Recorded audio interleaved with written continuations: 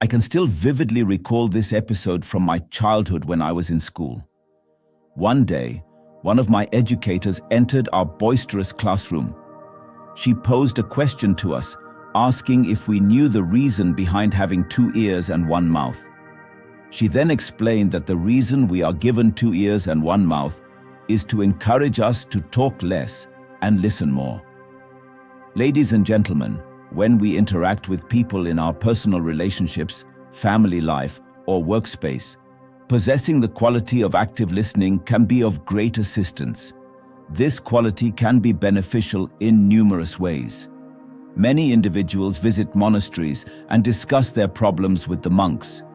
These problems often revolve around their family issues or workplace difficulties. One common sentiment they all express is that they feel unheard. They feel that others are not willing to pay attention to them or understand them. So, if you master the art of active listening, you will be well liked by many. People always appreciate conversing with someone who pays more attention to them. When you think about Buddha, it's important to remember that he was an exceptional listener. There was an instance when a man approached Buddha and began to insult and blame him. Throughout this entire incident, Buddha simply listened to the man, giving him his full attention. On another occasion, a woman came to Buddha, holding her deceased son in her arms. She was crying and mourning in front of Buddha.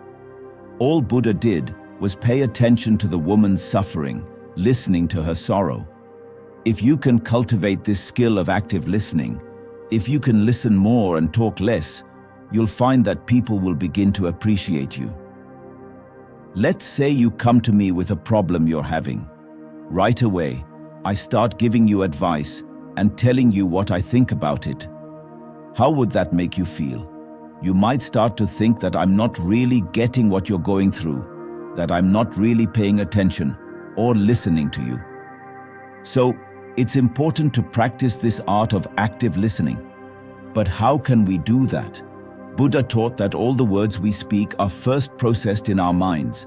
That is, we first think about what we want to say, and then we say it. If we can be mindful of our thoughts, aware of what's happening in our minds, it becomes much easier to control our speech. It becomes easier to know when to speak and when to remain silent. This practice of being mindful of our thoughts is called Chittanopassana in Buddhism. To do this, all we need to do is sit in a quiet place and observe our thoughts. We don't need to react to these thoughts or chase after them. We just need to recognize a thought as just a thought. This is one way you can practice to become a better listener. Another way to improve your listening skills is to engage in conversations and try to listen more to the other person. In your next conversation, try this. Tell yourself at the beginning of the conversation that you're going to listen more to this person, that you're going to pay more attention to them. This is one way of showing love and affection to the person in front of you. That's why lending a sympathetic ear to someone and sharing in their suffering or problems is a way of showing compassion and love towards them. So, in your next conversation, listen more to the other person. Let them express what's on their mind.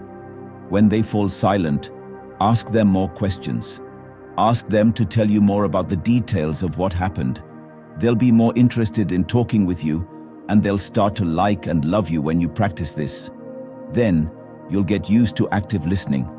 And remember, don't listen to someone just to reply to them or to give your opinion.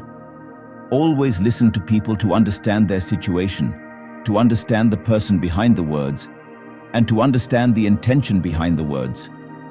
When you do this, you'll become an active and good listener, and you'll be liked by many people. So, that's all about active listening. Be mindful of your thoughts and listen more than you talk. Keep that in mind.